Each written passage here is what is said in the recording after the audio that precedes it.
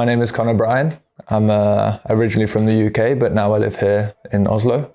I'm a street photographer, and now I'm working on making these photo books. So this, the next photo book that I'll make today is photos from Oslo.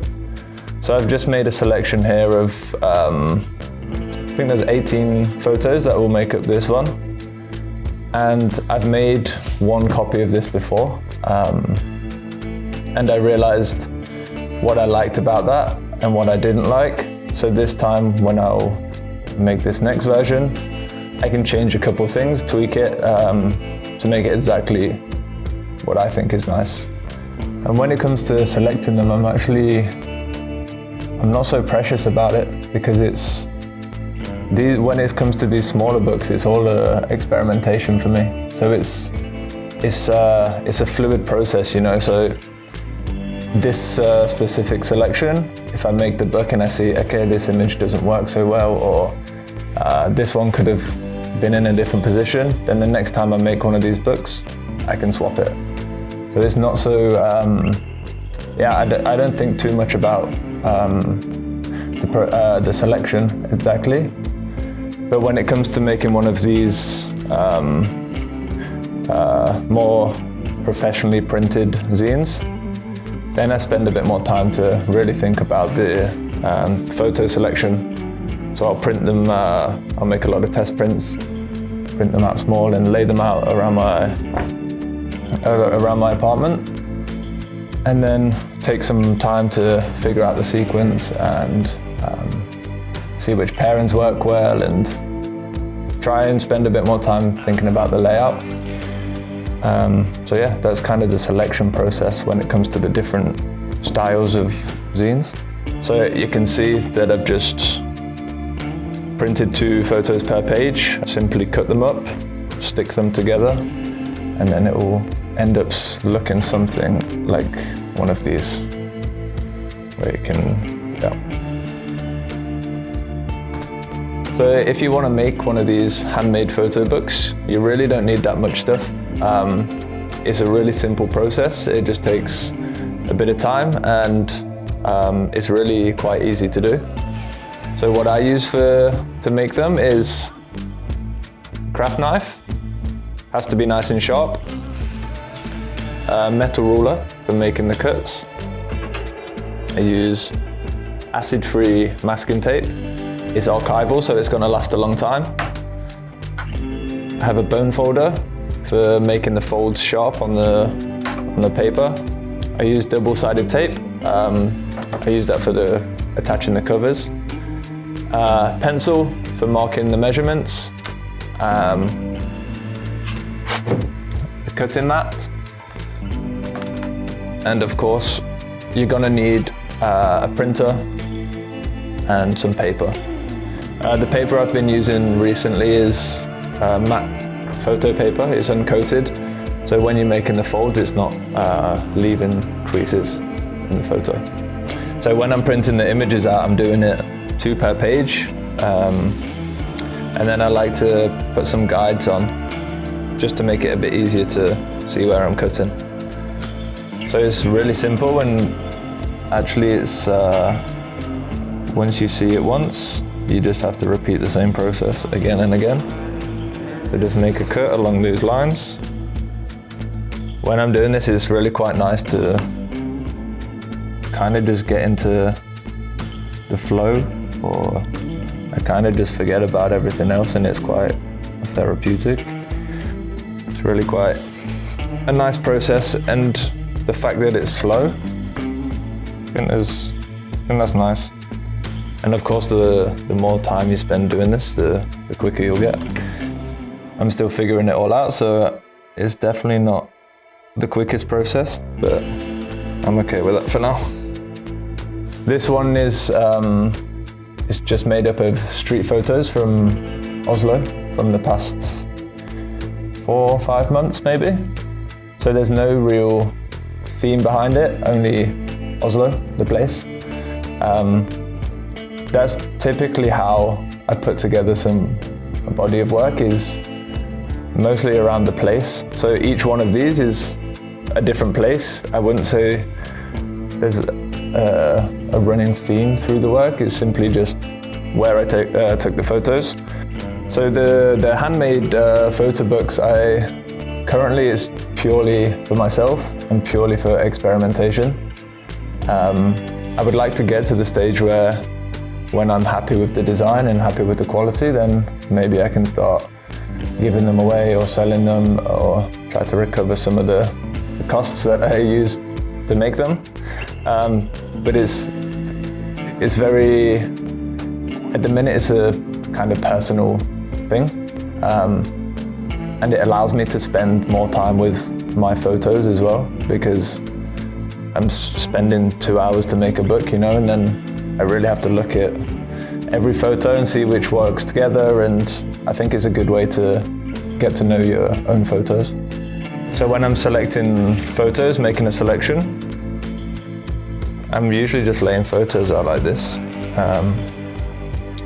So all of these photos in the handmade books, so far I've just done full double-page spread, full images. So really there's no pairings that have to go next to each other, but it's gonna be, what photos go next to each other, there has to be still a bit of a flow. So that's kind of what I'm looking for. I've already made a book with these photos, so I'm just gonna use that as reference to get the same sequence, because I was happy with that. And then I can start showing you how to actually put it together. Having it printed and sharing it with people in the physical, it's a really nice way to get instant critique and feedback on your work.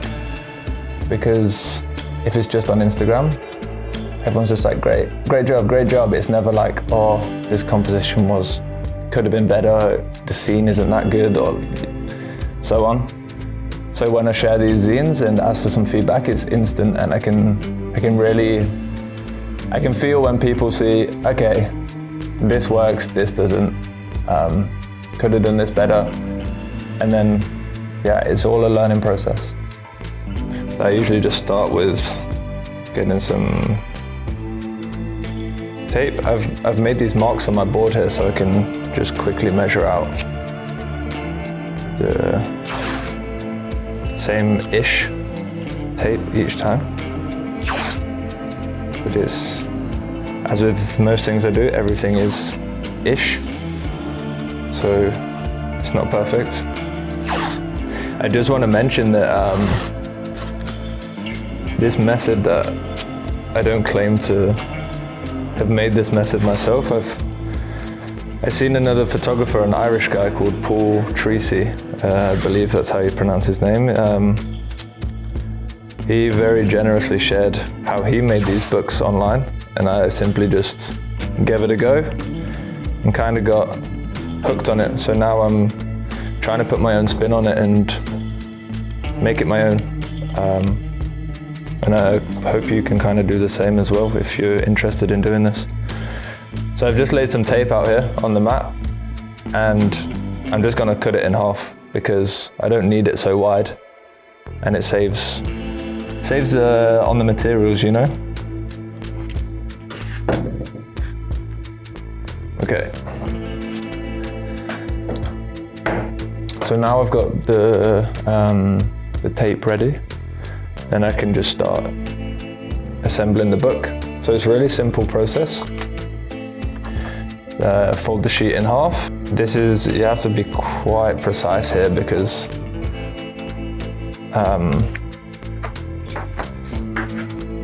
the sheets should line up. So you can see here that the fold that I made isn't completely in line. So I'm just gonna go back and make sure it's properly lined up with each other. And then I use the bone folder just to make the crease. So this will be the first page or the first spread. And then simply get some tape.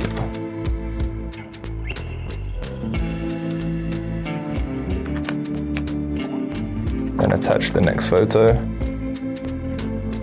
And line it up as well as you can.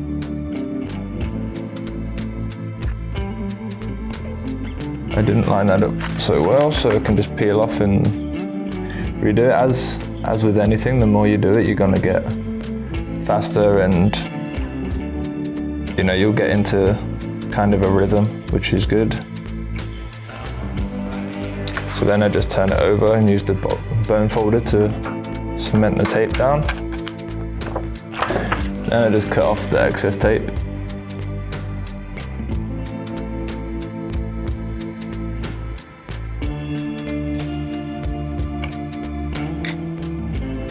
Then once again, fold this one in.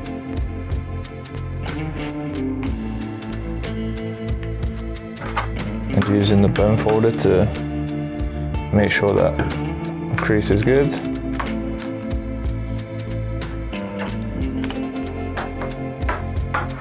So now you can see it's just a basic kind of concertina book. But once you're gonna add fix the spine later on, then you can see that it's the basis of a book. It started to form already. Well, I got a bit of chocolate on this page, that's nice. People will probably see your photo for maybe 5 seconds if you're lucky. Whereas if I hand someone this book, you know, then it's kind of like they're forced to spend a bit of time looking through it, because it takes time, you know, to look through, and it allows people to spend a bit more time with the photos. And I think the feedback that I get from this is a lot more sincere than just someone saying, great job on Instagram.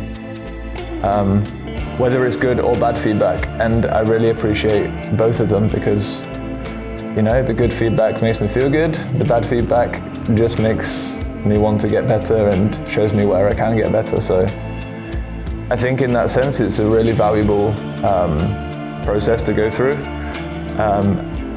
and I can't see myself stopping anytime soon.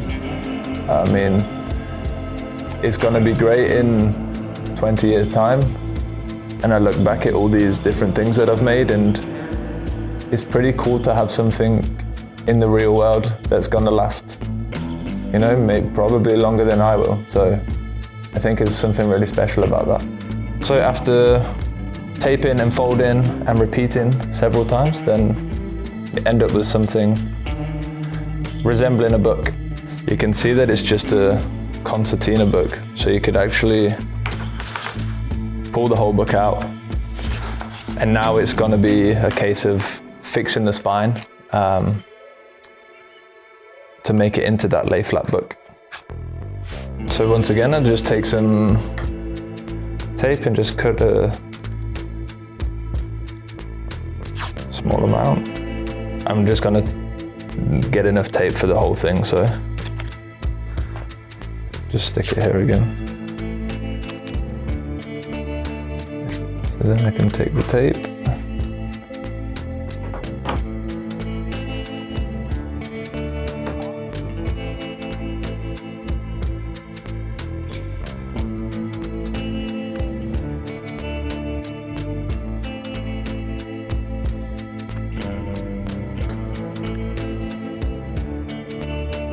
So it's alternating the pages.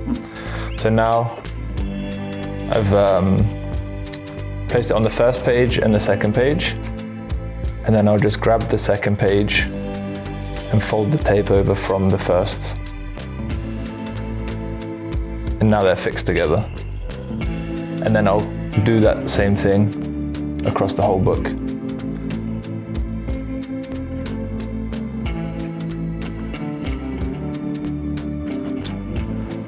So now the first and the second page are fixed together. And you can see here, if you come in close, like I'm trying to align the pages. So I've actually not done a very good job at the start here because they're not completely aligned, but I don't think that matters too much. So I'm just pinching them together and then trying to get it in line, and then just folding the tape over. And the same on this side. But this goes back to if your cut is, when you cut the photos, if they're a little bit out of line, then it's gonna show now, but it's fine. So now you can see I've fixed the spine. So now it's gonna flick through like a book. So all that's left to do now is add a cover, and then you're pretty much done. Like going through this, I can really see that my style is starting to develop. I can really tell that, you know, there's starting to become a certain connection between all my photographs. And I think, of course, it takes a long time to develop a personal style or to really train your eye, but by spending lots of time with my work and putting these different images together, I can really see what I'm drawn to and what I'm interested in and how I see the world. And I think it's kind of cool to also see that changing throughout each iteration of the books, you know. So what I was drawn to 1 year ago is not the same as what I'm drawn to now. And then in 5 years, it's going to be different, and so on and so on. So, you know, it's an ever-changing process, and I'm just figuring it out as I go. Borkpap? What's that in English? Cardboard? Cardboard, yeah. I have some thick cardboard that I use to make the covers. I think this is 1 millimeter thick, so it's not too thick, but for these small books, I don't think it needs to be. And then I just measure out how big the book is. So it's 12.6 by 9.5 centimeters. So then I just make the same measurements and cut 2 sheets out of this.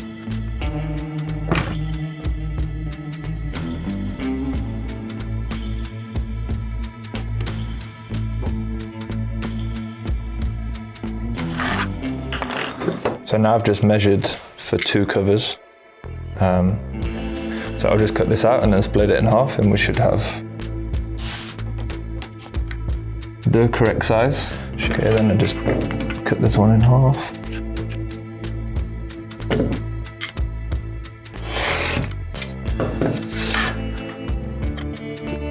Oh, I didn't cut that very well. There we go. So now I've got 2 sheets that I'm going to use as the covers. So I have some like thick cardstock craft paper, I guess, just in this textured grey colour that I'm going to use to wrap these as the cover. So I do that using the double-sided tape, which is a bit fiddly to get used to, but so I just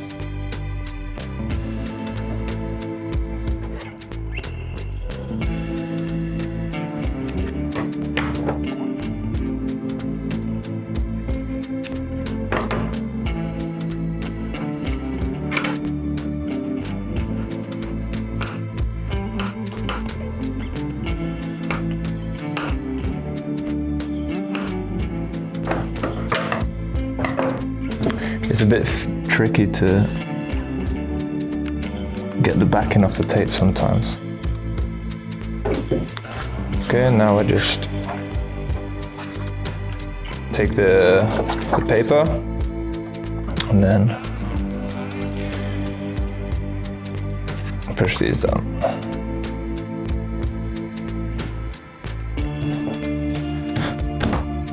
I'm not sure if it's a kind of anti-social media, what I'm doing, but it's definitely important for me to have something that's physical. Social media isn't the real world, you know, so for me it's important to bring my photographs into the real world where I can share it with people who aren't on social media or don't spend time on there. I definitely have a love-hate relationship with social media. I think it's an amazing tool for networking, and I've met some really great people through it, but also it's kind of like a rabbit hole of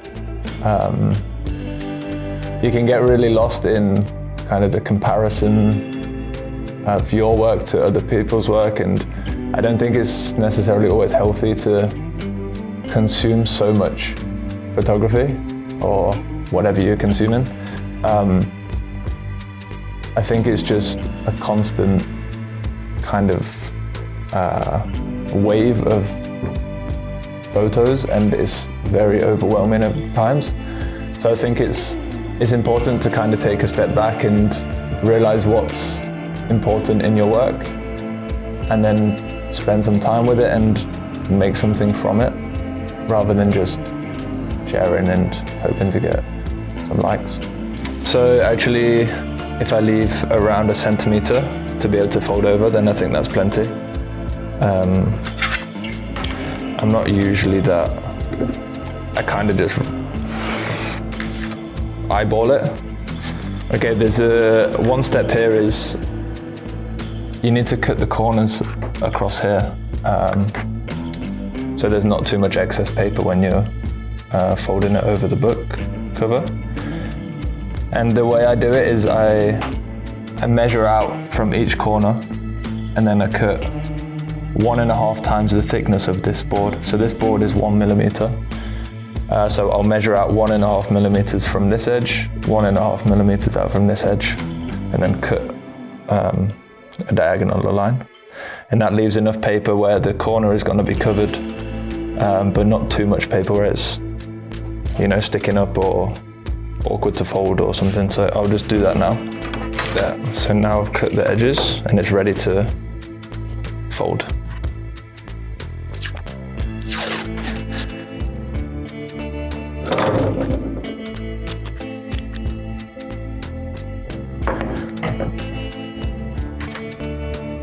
So I just fold it over, then take the bone folder to make that edge hard, and then lay with some tape. There we go. Then we have a cover. So that will go something around there. And now I just have to repeat the same process with the next one. So now once I have the 2 covers, I'm just going to add some double-sided tape to the front page of the book, and then attach the covers, and then the book is basically finished. Now this bit's a bit fiddly because you kind of only get one shot at this, so I try not to mess it up. But I usually just align it kind of along the spine on the first page, then flip it across, and hopefully should line up pretty good, which I think that did. Then just take a piece of paper and use the bone folder to just make sure that tape is really stuck.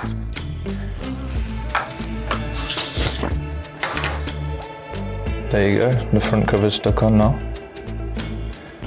So now just repeat the same step for the back. Okay, let's go with that. Once again, take the bone folder and just make sure the tape is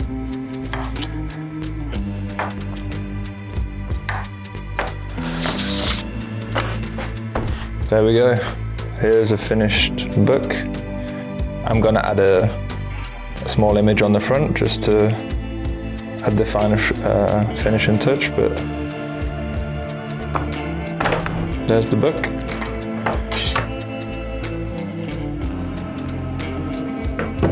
So now I'm just gonna put this on. There looks ish right.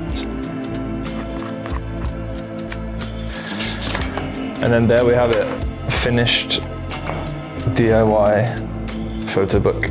I would definitely recommend trying this for other photographers, or actually not even just photographers, just any sort of, if you're into design or painting or drawing, you can print your work out and present it in something like this.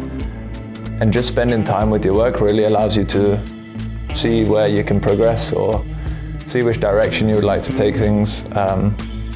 So I definitely recommend for other creatives to try something like this. It doesn't have to be exactly this, but if you get some sort of inspiration from this, then I think I'm really happy about that, you know? If I can get to the point where I'm making people want to try this, that's really cool. Yeah.